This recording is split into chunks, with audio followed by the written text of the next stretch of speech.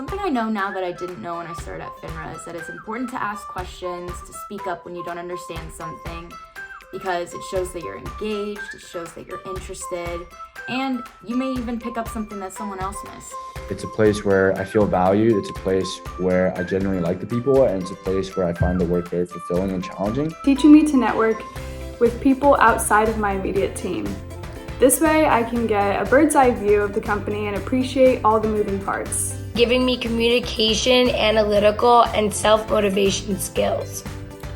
By being treated as a full-time employee, I've been given the opportunity to enhance my personal communication skills, which has allowed me to learn what it really takes to build strong professional relationships.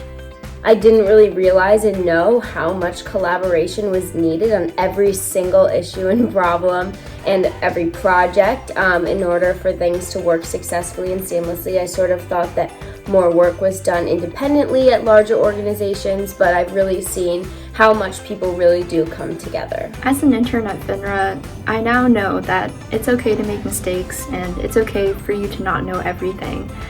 When I first started, I didn't realize that FINRA had such an acceptance of a growth mindset. And I think that's something to really appreciate if you choose to apply here.